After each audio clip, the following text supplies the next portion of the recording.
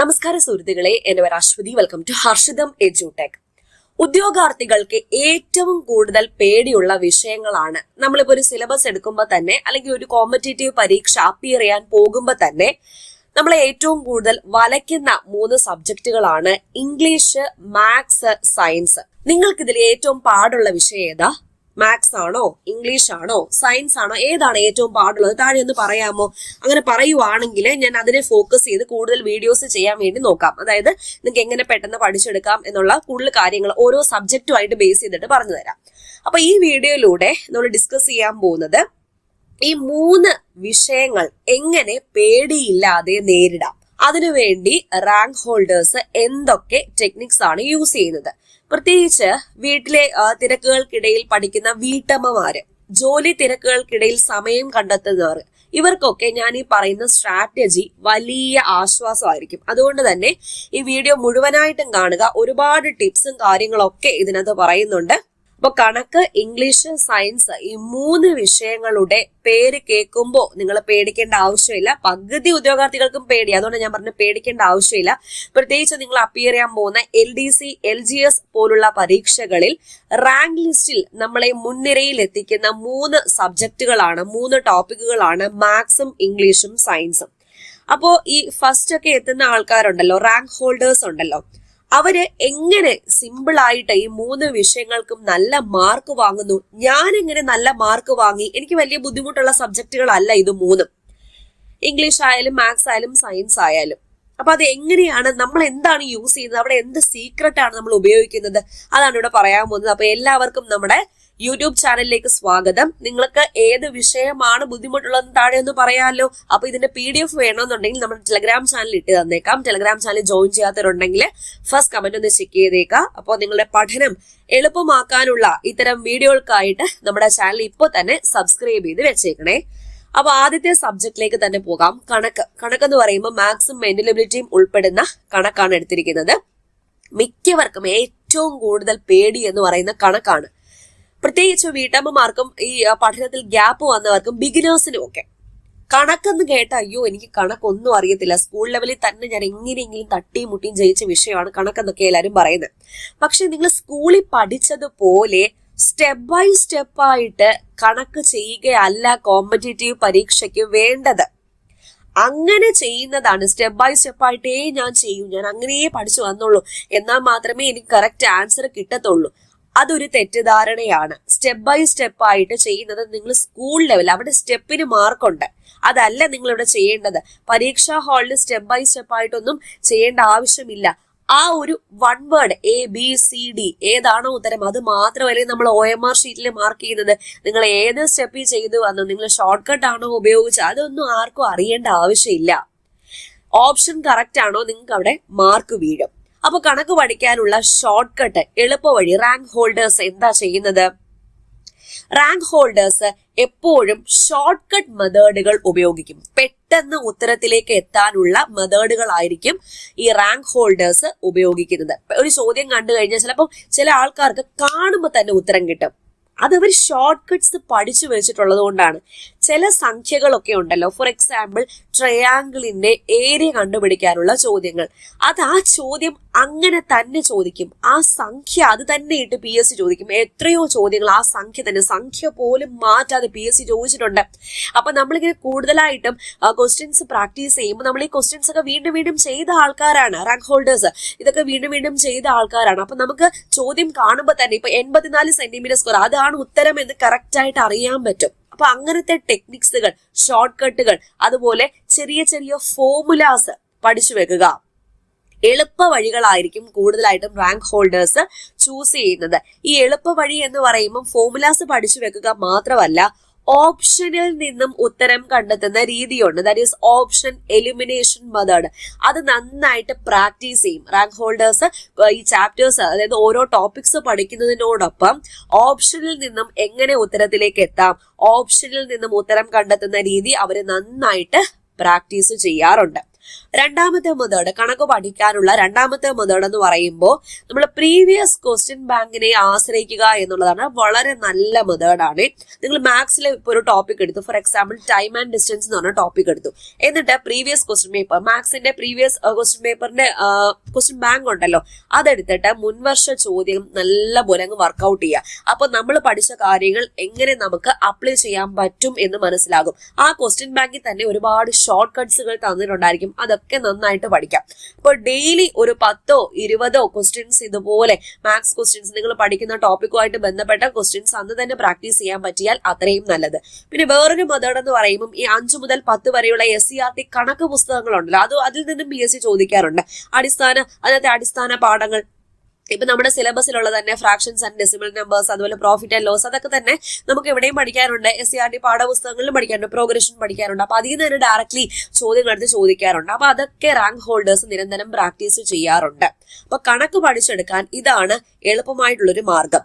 അപ്പൊ ഇതിന്റെ ഒരു കൺക്ലൂഷൻ ഞാൻ പറഞ്ഞത് ഇത്രയേ ഉള്ളൂ. കണക്കിലെ വലിയ കണക്കുകൾ സ്റ്റെപ്പ് ബൈ സ്റ്റെപ്പ് ആയിട്ട് ചെയ്ത് സമയം കളയാതെ ഷോർട്ട് കട്ട് മെത്തേഡുകൾ പരിശീലിക്കുക. കൂടാതെ ഓപ്ഷനിൽ നിന്നും ശരിയായ ഉത്തരം കണ്ടെത്തുന്ന ഓപ്ഷൻ എലിമിനേഷൻ രീതി റാങ്ക് ഹോൾഡേഴ്സ് കൂടുതലായിട്ടും ഉപയോഗിക്കുന്നുണ്ട്.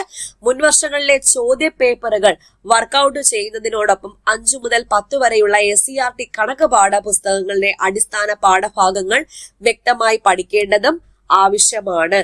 അപ്പൊ ഇതെല്ലാം ഉൾപ്പെടുത്തി നിങ്ങൾക്ക് പഠിക്കേണ്ട എല്ലാ കാര്യങ്ങളും ഉൾപ്പെടുത്തി ഞാൻ LDCയുടെ പുതിയൊരു ബാച്ച് നമ്മുടെ ഹർഷിതം എഡ്യൂടെക് ആപ്പിൽ ഈ വരുന്ന നവംബർ മാസം 9-ാം തീയതി ക്ലാസുകൾ ആരംഭിക്കുന്ന രീതിയിൽ തുടങ്ങിയിട്ടുണ്ട്. അഡ്മിഷൻ നടന്നുകൊണ്ടിരിക്കുന്നു. ഇനി കുറച്ച് ദിവസം മാത്രമേ അഡ്മിഷൻ ഓപ്പൺ ആയിട്ടുണ്ടായിരിക്കത്തുള്ളൂ. അപ്പോൾ താല്പര്യമുള്ളവർക്ക് എത്രയും വേഗം തന്നെ ജോയിൻ ചെയ്യാം. ഈ ഒരു ബാച്ചിന്റെ പ്രത്യേകത, നിങ്ങൾക്ക് പ്രിന്റ് എടുക്കാൻ പറ്റുന്ന PDF നോട്ട് ഉൾപ്പെടെയാണ് തരാൻ പോകുന്നത്. അപ്പൊ ജോലിക്ക് പോകുന്ന ആൾക്കാർക്ക് നോട്ട് എഴുതി കഷ്ടപ്പെടേണ്ട ആവശ്യമില്ല, വീട്ടമ്മമാർക്ക്, സ്റ്റുഡൻസിന്, അപ്പോൾ എല്ലാവർക്കും വേണ്ടിയിട്ട് സ്റ്റാർട്ട് ചെയ്യുന്ന ബാച്ചാണ്. ആദ്യം മുതൽ തന്നെ പഠിച്ചു പോകാം. ഫുൾ സിലബസ് കവറേജ് ആണ്. 2027 ഡിസംബർ വരെ വാലിഡിറ്റി ഉള്ള കോഴ്സാണ്. ഏകദേശം 1.5 വർഷത്തിലധികം വാലിഡിറ്റി ഉള്ള കോഴ്സാണ്. അപ്പൊ ഇതിനിടയ്ക്ക് വരുന്ന ഏതൊക്കെ പരീക്ഷയാണ് അതൊക്കെ ഈ ഒരു കോഴ്സ് തന്നെ നിങ്ങൾക്ക് പഠിച്ചു പോകാം. വേറെ കോഴ്സ് എടുക്കേണ്ട ആവശ്യമില്ല, കാരണം ടോപ്പിക്സ് ഒക്കെ ഓൾമോസ്റ്റ് സെയിം തന്നെയല്ലേ. അപ്പൊ ഞാൻ LDC പരീക്ഷ ക്രാക്ക് ചെയ്ത് ഗവൺമെന്റ് ജോലി വാങ്ങിയ ആ വഴികളിലൂടെയാണ് നിങ്ങളെ നയിക്കാൻ പോകുന്നത്. പ്രത്യേകം ഓർക്കുക, കുറച്ച് സീറ്റ്സ് മാത്രമേ ബാക്കിയുള്ളൂ. സീറ്റ്സ് തീരാൻ പോവാണ്. അപ്പൊ നിങ്ങളുടെ സീറ്റ് ഇന്ന് തന്നെ ഉറപ്പിക്കുക. ആപ്പ് ഡൗൺലോഡ് ചെയ്യാൻ ലിങ്ക് ഞാൻ ഫസ്റ്റ് കമന്റിലും ഡിസ്ക്രിപ്ഷൻ ബോക്സിലും കൊടുത്തേക്കാം. നമുക്ക് ആപ്പ് സ്റ്റോറിലും അവൈലബിൾ ആണ്, പ്ലേ സ്റ്റോറിലും അവൈലബിൾ ആണ്, കമ്പ്യൂട്ടറിലും യൂസ് ചെയ്യാൻ പറ്റും കേട്ടോ. ഫസ്റ്റ് കമന്റ് ഒന്ന് ചെക്ക് ചെയ്തേക്കണേ. അപ്പൊ അടുത്ത ടോപ്പിക്കിലേക്ക് പോകാം. അടുത്തത് ഇംഗ്ലീഷ് ആണ്. ഇംഗ്ലീഷും പലർക്കും പേടിയാണ്. ഇപ്പൊ ഗ്രാമർ, ഇപ്പൊ ഇംഗ്ലീഷ് ഗ്രാമറും നമുക്ക് പഠിക്കണം, വൊക്കാബുലറിയും പഠിക്കണം. ഗ്രാമർ ഒരുപാട് പഠിച്ചാലും വൊക്കാബുലറി നിങ്ങൾ ഒരു വില്ലനായിട്ട് തന്നെ നിൽക്കുക അല്ലെ. സിനോണിംസ്, ആന്റോണിംസ് പോലുള്ള വൊക്കാബുലറി അത് വരുമ്പോഴത്തേക്ക് നിങ്ങൾ പലരും പെട്ടുപോകും. അപ്പൊ റാങ്ക് ഹോൾഡേഴ്സ് എന്താ ചെയ്യുന്നത്? അവർ ചെയ്യുന്ന എളുപ്പ വഴി എന്താണ്? റാങ്ക് ഹോൾഡേഴ്സ് ഗ്രാമറും വൊക്കാബുലറിയും രണ്ടായി തിരിച്ചാണ് പഠിക്കുന്നത്. എന്റെ കേസ് ഞാൻ പറഞ്ഞു തരാവേ.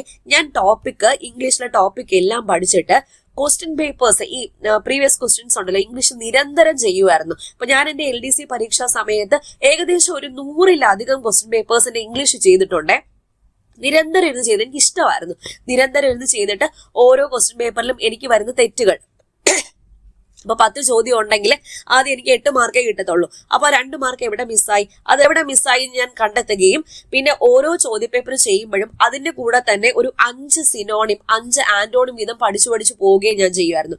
അപ്പൊ ഒരു ദിവസം ഞാനൊരു 5 ചോദ്യപേപ്പർ ചെയ്തെന്നുണ്ടെങ്കിൽ എനിക്ക് 5x5 25 സിനോണിമും കിട്ടി, 25 ആന്റോണിം കിട്ടി. അതായത് 50 വൊക്കാബുലറി ഞാൻ ഒരു ദിവസം പഠിക്കുമായിരുന്നു. ആ ഒരു രീതി നിങ്ങളും ഒന്ന് ചെയ്ത് നോക്കണേ. അപ്പൊ ദിവസവും രാവിലെ എഴുന്നേറ്റ ഉടനെ ഒരു 10 പുതിയ ഇംഗ്ലീഷ് വാക്കുകൾ, അത് സിനോണിം ആകട്ടെ, ആന്റോണിം ആകട്ടെ, ഇഡിയം ആകട്ടെ, അത് പഠിക്കാൻ വേണ്ടി ശ്രമിക്കുക. ഗ്രാമർ റൂളുകൾ വെറുതെ ഇങ്ങനെ കാണാപ്പാഠം പഠിച്ചു പോകാതെ നിങ്ങൾ പഠിച്ച ഈ റൂളുകൾ മുൻവർഷ ചോദ്യ പേപ്പറുകൾ പ്രാക്ടീസ് ചെയ്യുന്നതിലൂടെ അപ്ലൈ ചെയ്യാൻ വേണ്ടിയിട്ട് ശ്രമിക്കുക. അതാണ് ഞാൻ ചെയ്ത കാര്യം. എനിക്ക് ഇംഗ്ലീഷിൽ നല്ല മാർക്ക് ഉണ്ടായിരുന്നു. 10-ൽ 9 അല്ലെങ്കിൽ 10 എന്തായാലും ഷുവറായിട്ട് കിട്ടുമായിരുന്നു. മിക്കതിലും എനിക്ക് 9 മാർക്ക് അല്ലെങ്കിൽ 10 മാർക്ക് എന്തായാലും ഞാൻ വാങ്ങിയിരിക്കും. അപ്പൊ മുൻവർഷ ചോദ്യ പേപ്പർ ഇങ്ങനെ പ്രാക്ടീസ് ചെയ്യുമ്പോഴാണ് നമുക്ക് ആ ഒരു സ്കില്ല് വരുന്നത്.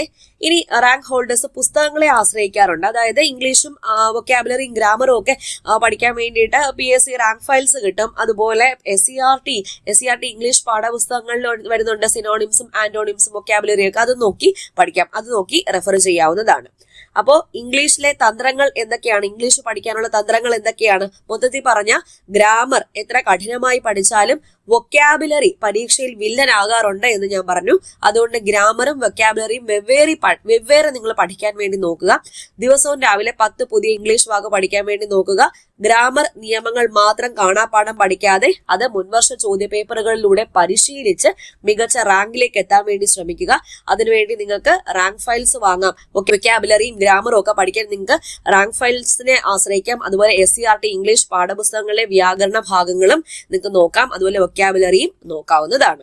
ഓക്കെ, ഇനി സയൻസ് എങ്ങനെ പഠിക്കാം? അപ്പൊ സയൻസ് പഠിക്കാൻ ഈ വന്ന കാലത്ത് റാങ്ക് ഫയൽ മാത്രം പഠിച്ചാൽ പോരാ.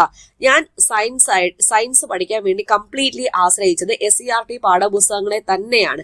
കാരണം സയൻസിന്റെ സിലബസിലെ എല്ലാ ടോപ്പിക്കും നമ്മുടെ SCERT പാഠപുസ്തകങ്ങളിലെ ഓരോ പാഠമായിട്ട് വരുന്നുണ്ട്. 5 മുതൽ 10 വരെയുള്ള ഓരോ പാഠമായിട്ട് വരുന്നുണ്ട്. നമ്മുടെ ഹർഷിത എഡ്യൂടെക് ആപ്പിലെ എല്ലാ കോഴ്സിലും പുതിയ SCERTയും പഴയ SCERTയും ചാപ്റ്റർ വൈസ് ആയിട്ട് ഞാൻ ഇൻക്ലൂഡ് ചെയ്തിട്ടുണ്ട്, സയൻസും സോഷ്യലും കേട്ടോ. അപ്പൊ നിങ്ങൾക്ക് പഠിക്കാൻ വേറെ എവിടെയും പോണ്ട, ആപ്പിൽ തന്നെ നോക്കി പഠിച്ചാൽ മതി. അപ്പോൾ സയൻസ് മനപ്പാഠമാക്കാനുള്ള ഒരു വിഷയം അല്ല നിങ്ങൾ മനസ്സിലാക്കുക. സയൻസ് നമുക്ക് ഡെയിലി ലൈഫുമായിട്ട് റിലേറ്റ് ചെയ്ത് പഠിക്കാൻ പറ്റും. നല്ല രസമാണ് സയൻസ് പഠിക്കാൻ കേട്ടോ. സയൻസ് ഒക്കെ ഇഷ്ടപ്പെട്ട് പഠിച്ചു കഴിഞ്ഞാൽ സൂപ്പറാണ് സയൻസ് ഒക്കെ പഠിക്കാൻ. അപ്പോൾ ഇവര് ഈ റാങ്ക് ഹോൾഡേഴ്സ് ചെയ്യുന്ന എളുപ്പ വഴി എന്ന് പറയുമ്പം ഫിസിക്സും കെമിസ്ട്രിയും ബയോളജിയും ഒക്കെ പരസ്പരം കണക്ട് ചെയ്ത് നമുക്ക് പഠിക്കാൻ പറ്റും. കെമിസ്ട്രിയിലെ പല ഭാഗങ്ങളും ഫിസിക്സിൽ വരുന്നുണ്ട്. ഇപ്പോൾ മാറ്റർ ആൻഡ് മാസ് ആയാലും അങ്ങനത്തെ പല കാര്യങ്ങളായാലും ഫിസിക്സിലും വരുന്നുണ്ട്. നമുക്ക് കണക്ട് ചെയ്ത് പഠിക്കാൻ പറ്റും. കണക്ട് ചെയ്ത് പഠിക്കുക എന്നുള്ളതാണ് ഒരു എളുപ്പ രീതി എന്ന് പറയുന്നത്. ഇതിൽ ഏറ്റവും ഉപരി എന്ന് പറയുന്നത് നിങ്ങളുടെ മനസ്സിലൊരു ലക്ഷ്യം ഉണ്ടാകണം. എനിക്ക് വേണ്ടിയാണ് പഠിക്കുന്നത്, ഞാനാണ് ജോലി നേടാൻ പോകുന്നത്, ഞാനാണ് ശമ്പളം വാങ്ങാൻ പോകുന്നത്, ഞാനാണ് നല്ലൊരു ജീവിതം കെട്ടിപ്പടുക്കാൻ പോകുന്നത് എന്നൊരു ഉറച്ച വിശ്വാസം നിങ്ങളുടെ ഉള്ളിൽ ഉണ്ടാവണം. എന്നാൽ മാത്രമേ ഇതൊക്കെ ഇഷ്ടപ്പെട്ട് നമുക്ക് പഠിക്കാൻ പറ്റത്തുള്ളൂ. അല്ലാതെ ഇത് സിലബസിലുള്ള ടോപ്പിക് അല്ലേ എങ്ങനെയെങ്കിലും പഠിച്ചു കഴിയുക, അങ്ങനെയല്ല. നമുക്ക് വേണ്ടിയാണ് പഠിക്കുന്നത് എന്നൊരു ചിന്ത ത്രൂ ഔട്ട് ഉണ്ടാകണം. കൺസിസ്റ്റൻസി ഉണ്ടാവണം. Consistency is the key to success. Okay, അപ്പൊ ഒരു ടോപ്പിക് എടുത്തു കഴിഞ്ഞാൽ അതുമായി ബന്ധപ്പെട്ട വിവരങ്ങളൊക്കെ മൈൻഡ് മാപ്പ് പോലെ വരച്ചു പഠിക്കുക. ഞാൻ പറഞ്ഞിട്ടുണ്ട്, ഇങ്ങനെ ഫ്ലോ ചാർട്ട് പോലെ വരച്ചു പഠിക്കാൻ പറഞ്ഞിട്ടുണ്ട്. അപ്പോൾ അത് റിവിഷൻ ടൈമിലൊക്കെ വളരെ ഹെൽപ്പ് ചെയ്യും. അത് കഴിഞ്ഞ വീഡിയോയിലൊക്കെ ഡീറ്റെയിൽ ആയിട്ട് ഡിസ്കസ് ചെയ്തതാണ്. ഇനി റാങ്ക് ഹോൾഡേഴ്സ് ഉപയോഗിക്കുന്ന മറ്റൊരു വഴി എന്ന് പറയുമ്പോൾ പുസ്തകങ്ങളാണ്. അതായത് SCERT പാഠപുസ്തകം തന്നെയാണ്. 5 മുതൽ 10 വരെയുള്ള പാഠപുസ്തകങ്ങൾ എന്ന് പറയുമെങ്കിലും ഈ സയൻസ് വിഷയങ്ങൾക്ക് കൂടുതൽ പ്രാധാന്യം കൊടുക്കാനുള്ളത് 8, 9, 10 ക്ലാസ്സുകളിലെ സയൻസ് പുസ്തകങ്ങളാണ്. അതിൽ നിന്ന് കൂടുതലായിട്ടും ചോദ്യങ്ങൾ വരുന്നത്. അപ്പൊ അതിൽ ബോക്സുകളിൽ കൊടുത്തിരിക്കുന്ന വിവരവും പിന്നെ നമ്മൾ ശ്രദ്ധിക്കാതെ പോകുന്ന ജസ്റ്റ് സെന്റൻസിൽ കൊടുത്തിരിക്കുന്ന വിവരവും ഒക്കെ PSC എടുത്ത് ചോദ്യമായിട്ട് ചോദിക്കാറുണ്ട്. വിലയിരുത്തൽ ചോദ്യങ്ങൾ, അതായത് ചാപ്റ്റർ കഴിഞ്ഞിട്ടുള്ള അവസാനം കുറച്ച് ക്വസ്റ്റ്യൻസ് വർക്ക്ഔട്ട് ചെയ്യാൻ വേണ്ടി കാണത്തില്ലേ, വിലയിരുത്തൽ ചോദ്യങ്ങൾ ചോദിക്കാറുണ്ട്. പിന്നെ ഒരു ചാപ്റ്റർ പഠിക്കുമ്പോൾ അതിൽ വരുന്ന ചോദ്യങ്ങൾ തന്നെ ഇപ്പൊ നമ്മൾ ശ്രദ്ധിക്കാതെ പോകുന്ന കുറച്ച് ചോദ്യങ്ങൾ അതിൽ അടങ്ങിയിട്ടുണ്ടായിരിക്കും. ആ ചോദ്യം എടുത്ത് PSC ചോദിക്കുന്നുണ്ട്. ഓക്കെ, അപ്പോ സയൻസ് പഠിക്കാനുള്ള എളുപ്പ വഴികൾ എന്തൊക്കെയാണ്? റാങ്ക് ഫയൽ മാത്രം നോക്കാതെ, സയൻസ് മനഃപ്പാഠമാക്കാതെ മനസ്സിലാക്കി പഠിക്കുക. ഓരോ ടോപ്പിക്കും മറ്റുള്ളവയുമായിട്ട് ബന്ധിപ്പിച്ച് മൈൻഡ് മാപ്പുകൾ വഴി പഠിക്കുന്നത് നിങ്ങൾക്ക് ഓർമ്മ നിൽക്കാൻ സഹായിക്കും. അതുപോലെ ഫിസിക്സ്, കെമിസ്ട്രി, ബയോളജി എന്നിവ എളുപ്പമാക്കാൻ വേണ്ടി SCERT 8 മുതൽ 10 വരെയുള്ള ക്ലാസ്സുകളിലെ സയൻസ് നന്നായിട്ട് തന്നെ നോക്കുക. 5 മുതൽ 10 വരെ നോക്കണം. കൂടുതൽ ഇമ്പോർട്ടൻസ് 8 മുതൽ 10 വരെയുള്ള പാഠഭാഗങ്ങൾക്ക് നോക്കുക. ഓക്കെ, അപ്പോ ജോലി തിരക്കിനും മറ്റു കാര്യങ്ങൾക്കും ഇടയിൽ ഈ പറഞ്ഞ പുസ്തകങ്ങളൊക്കെ കണ്ടുപിടിച്ച് പഠിക്കാനും ഷോർട്ട് കട്ടുകളൊക്കെ കണ്ടുപിടിച്ച് പഠിക്കാനും സമയം വേണ്ടേ? അപ്പോ അതിന് വിഷമിക്കേണ്ട. ഹർഷിത എഡ്യൂടെക് ആപ്പിൽ നിങ്ങൾക്ക് വേണ്ടി ക്ലാസ്സുകൾ ഒരുക്കിയിട്ടുണ്ട്. ഈ ടഫായ വിഷയങ്ങളൊക്കെ എല്ലാം ഞാൻ തന്നെയാണ് എടുക്കുന്നത്. ഈ മാത്സ് ആയാലും സയൻസ് ആയാലും ഇംഗ്ലീഷ് ആയാലും ഞാൻ തന്നെ എടുക്കുന്നത് കേട്ടോ. അത് നിങ്ങൾ വിഷമിക്കാനൊന്നും വേണ്ട. എല്ലാ ഷോർട്ട് കട്ട് വഴി തന്നെയാണ് ഞാൻ എടുക്കുന്നത്. അപ്പൊ ടഫായ വിഷയങ്ങൾ വളരെ സിമ്പിൾ ആയിട്ട് ഷോർട്ട് കട്ടുകളിലൂടെ തന്നെയാണ് നിങ്ങൾക്ക് പഠിപ്പിച്ചു തരുന്നത്. റെക്കോർഡഡ് ക്ലാസ്സും നോട്ട്സും ഒക്കെ നമ്മുടെ ആപ്പിൽ അവൈലബിൾ ആണ്. ആപ്പ് ഡൗൺലോഡ് ചെയ്യാനുള്ള ലിങ്ക് ഫസ്റ്റ് കമന്റിൽ കൊടുത്തേക്കാം. പിന്നെ ഈ സ്ട്രാറ്റജികൾ ഞാൻ പറഞ്ഞ ഈ സ്ട്രാറ്റജികളൊക്കെ ഉപയോഗിച്ച് നിങ്ങളെ പഠനം രീതി ഒന്ന് മാറ്റാൻ വേണ്ടി ശ്രമിക്കുക. അതിനുവേണ്ടിയാണ് ഞാൻ ഒരുപാട് ടിപ്പുകൾ പറഞ്ഞു തരുന്നത്. ഇപ്പൊ ബിഗിനേഴ്സിനൊന്നും അറിയത്തില്ല, അവർക്ക് ജസ്റ്റ് റാങ്ക് ഫയൽ വാങ്ങി പഠിക്കുക, അല്ലെങ്കിൽ ഏതെങ്കിലും ക്ലാസ്സിൽ പോയി പഠിക്കാം. നമ്മൾ ഒരുപാട് ടിപ്പുകൾ അനുഭവത്തിൽ നിന്നും കിട്ടിയ ടിപ്പുകൾ പറഞ്ഞു കൊടുക്കുകയാണെങ്കിൽ ഒരുപാട് ഹെൽപ്പ് ആയിരിക്കും. അതുകൊണ്ടാണ് ഞാൻ ഓരോ വീഡിയോസ് ആയിട്ട് തപ്പിപ്പിടിച്ച് ചെയ്യുന്നത്. അപ്പോൾ ഞാൻ നേരത്തെ ആദ്യം ചോദിച്ച ചോദ്യം ഉണ്ടല്ലോ, നിങ്ങൾക്ക് ഏത് വിഷയമാണ് കൂടുതൽ ബുദ്ധിമുട്ട് അതൊന്ന് പറയാമോ? അന്ന് കൂടുതൽ ടിപ്പ് ഞാൻ ഉൾപ്പെടുത്തി ആ ഓരോ സബ്ജക്റ്റ് ആയിട്ട് വേണമെങ്കിൽ ചെയ്തു തരാം. അത് താഴെ ഒന്ന് കമന്റ് ചെയ്തേക്കണേ.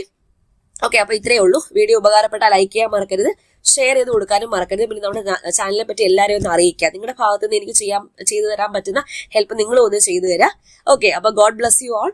മറ്റൊരു അടിപൊളി ടോപ്പിക്കുമായിട്ട് വീണ്ടും കാണാം. All the best for your exams.